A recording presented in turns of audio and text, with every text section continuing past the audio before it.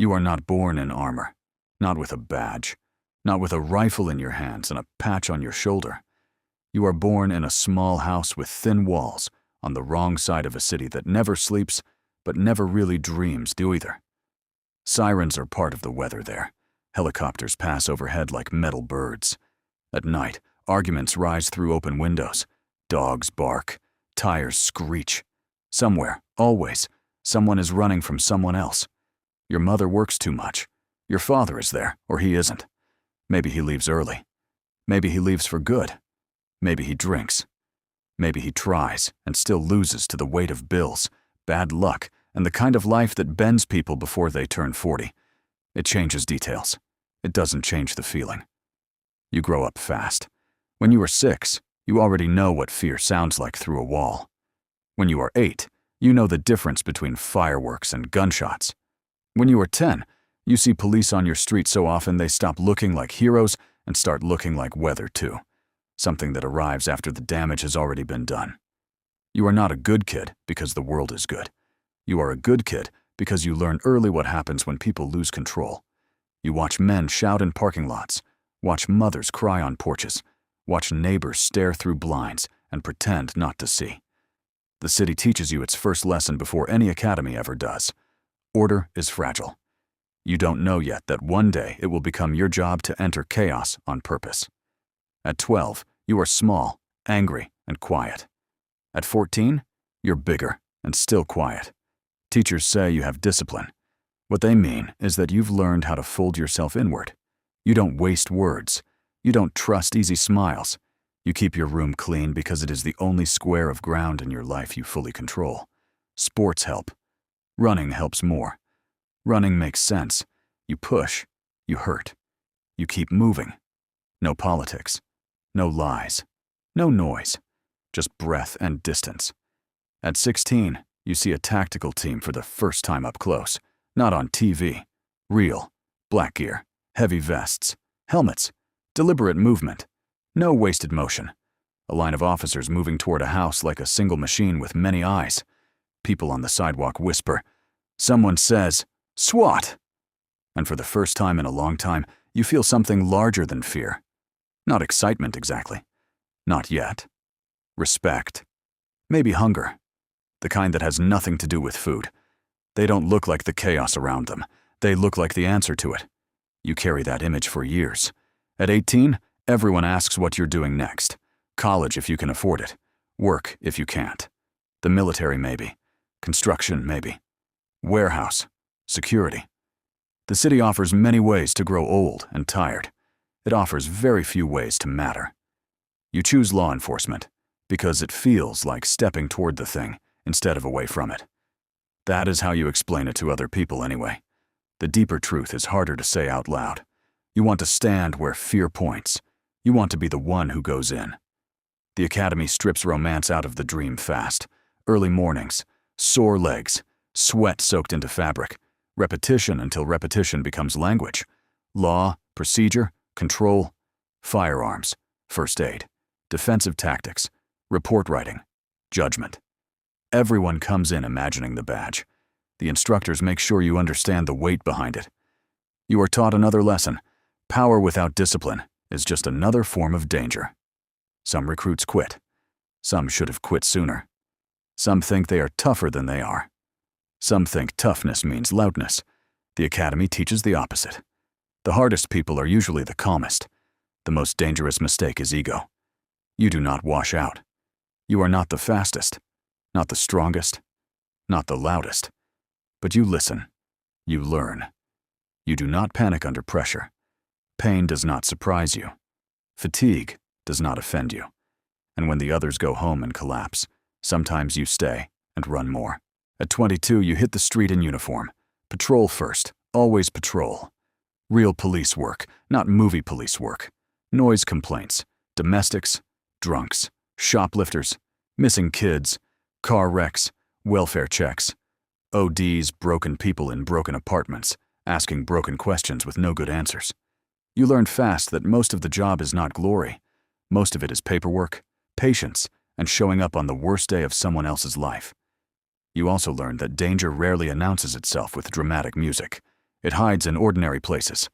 A hand moving the wrong way. A voice that suddenly goes flat. A closed door with too much silence behind it. A routine call that curdles in 10 seconds into something irreversible. Your first real violent scene stays with you. Blood always looks too real compared to how it looks in your head. You tell yourself you can handle it. Most days you can. Then you go home and sit in the dark a little longer than usual before taking your boots off. Years pass. You build a reputation. Solid, controlled, reliable, not reckless, not soft.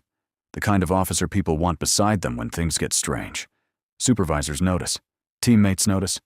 You become the one who doesn't speed up when everyone else does. That matters. Because SWAT is not just strength. It is not just shooting. It is not just bravado and body armor. It is precision under stress. You apply the first time and don't make it.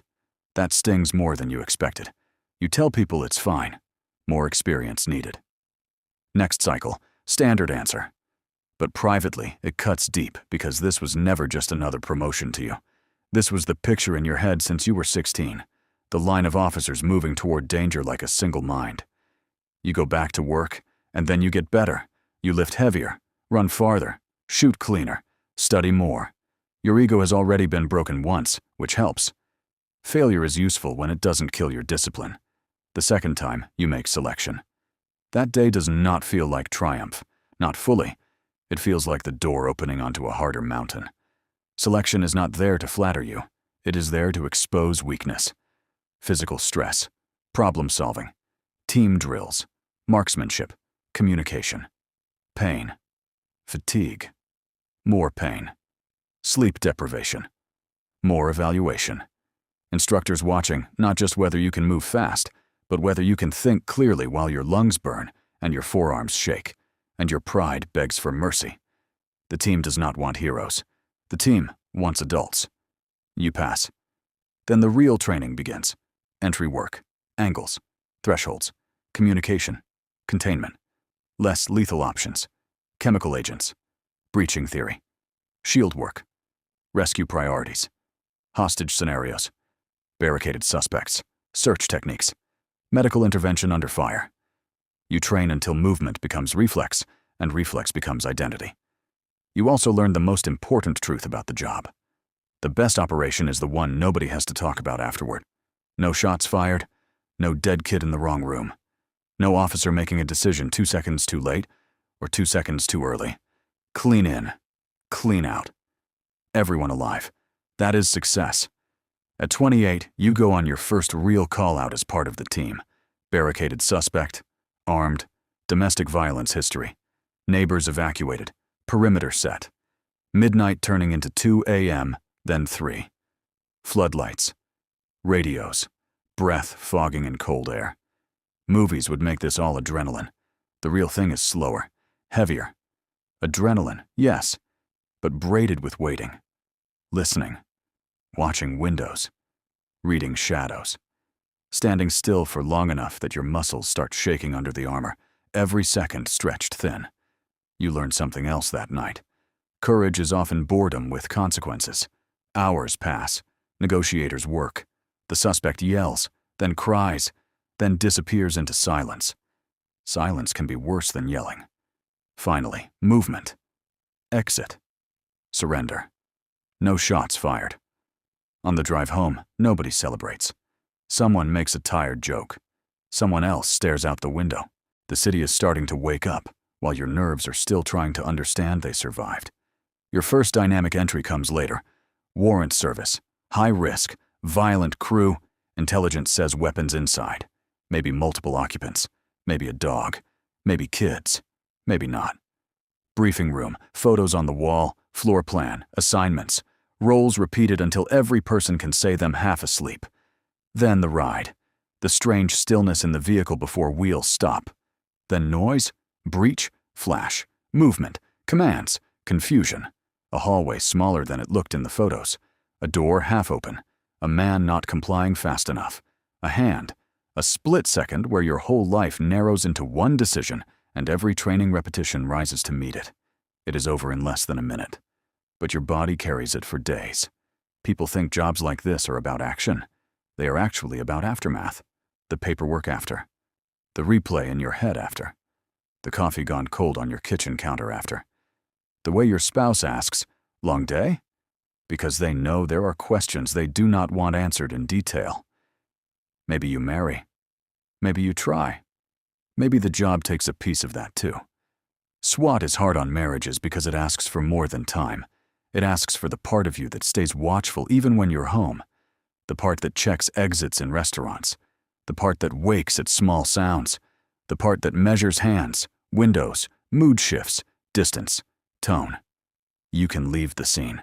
You cannot always leave the posture. If you have kids, the job changes shape again. Now every call-out has an extra ghost in it. Every risk calculation includes faces waiting at home.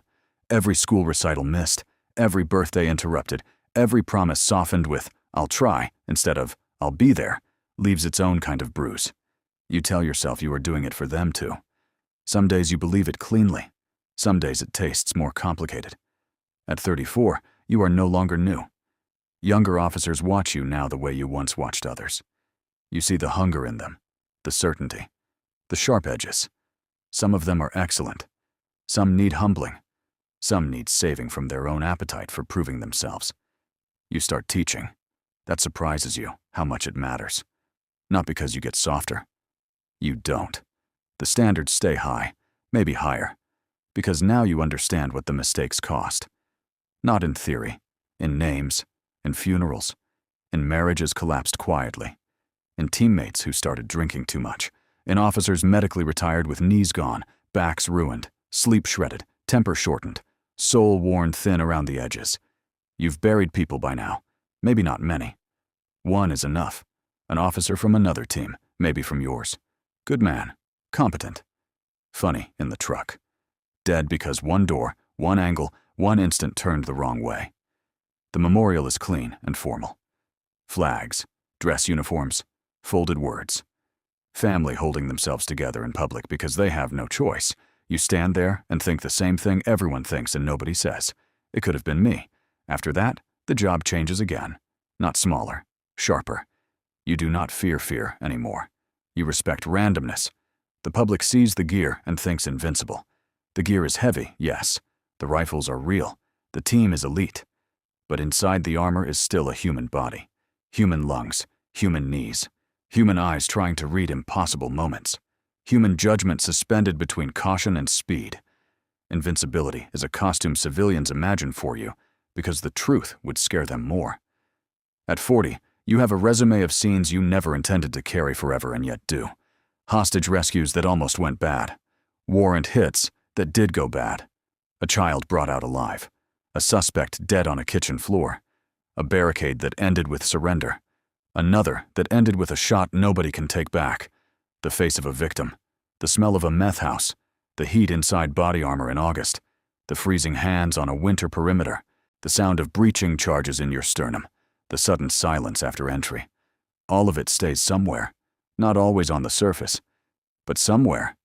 You are older now, stronger in some ways, slower in others. You know exactly how much slower too.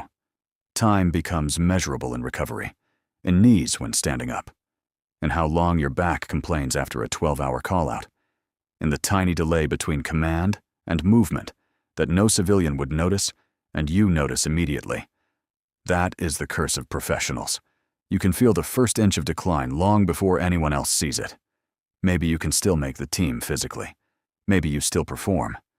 But the question arrives anyway, and once it arrives, it never fully leaves. When do you stop before the job stops you? Some men stay too long because they cannot imagine themselves without the identity. The patch, the vest, the truck, the brotherhood, the call-out tone in the middle of the night. Some leave too early and miss it forever. There is no perfect exit, only timing with consequences. You do one final year, or two, long enough to know it is final. Short enough that pride does not make the choice for you. In that last stretch, you pay attention differently, not sentimentally, more clearly. The ritual of gearing up. Velcro, plates, radio check. The weight settling onto shoulders that remember every year. The younger faces, the old jokes, the silence before movement, the way a stack breathes together, the way trust feels when it is absolute and wordless. You understand now that the deepest bond was never built from action alone. It was built from competence, from knowing the person behind you will do exactly what must be done in the worst 10 seconds of your life. That kind of trust is rare. Most people never touch it. Then one day, it is your last operation. Maybe it is dramatic. Maybe it isn't. In truth, most endings are quieter than the careers leading to them. A perimeter, a surrender, paperwork, gear turned in later, a final locker emptied, name tape removed, another younger officer taking your spot because that is how institutions survive, by continuing. There is no music, no citywide salute, just a handshake, a nod, maybe a plaque, maybe a beer after shift. Maybe somebody says, "Hell of a run." And that is all. You go home with your gear bag lighter than it has been in years. The next morning is strange. No call-out tone, no radio, no reason to check the weather and think about armor in heat or cold. Your body wakes early anyway. Habits outlive orders. At first, you do not know what to do with the quiet. The world you spent decades protecting keeps moving without asking your permission. Traffic still builds. Kids still walk to school. Crime still happens somewhere beyond your reach now. New officers answer. New teams roll. New names fill briefing boards. For a while, that hurts. Then, slowly, it doesn't. You start to understand something the young version of you never could have. The point was never to become permanent. The point was to hold the line for a while. That is all anyone ever does. If you're lucky, you find new work, training, teaching, maybe crisis response. Maybe just being home enough to learn who you are without armor. Maybe being the father, husband, friend, neighbor the job once kept at arm's length. You are not as cleanly built for ordinary life as ordinary people are. Crowds still bother you. Exits still matter. Loud sounds still pull your eyes faster than other people's. But over time, the posture softens. A little. Enough. One evening you sit outside, older now, watching daylight fade over a neighborhood that sounds almost peaceful. A dog barks. Someone laughs down the block. A siren passes far away, going to someone else's emergency now. And for the first time in a long time, you do not tense with it. You just listen. You think about the small house where you started, about thin walls and helicopters, and running because it was the only thing that made sense. About the first time you saw a tactical team move like one mind toward danger. About the years in uniform, the doors, the fear, the discipline, the mistakes you survived, the people who did not, the families, the city, the line between order and chaos, thinner than most people ever realize. You wanted to stand where fear pointed. You did. Not forever. Just long enough. And maybe that was the whole life. Not glory, not invincibility, not being the storm. Being the one who walked into it when others couldn't. And now, it is night. No sirens close, no radio, no armor, just breath, just age. Just the strange peace of a man who spent his life entering danger and somehow made it out the other side still human.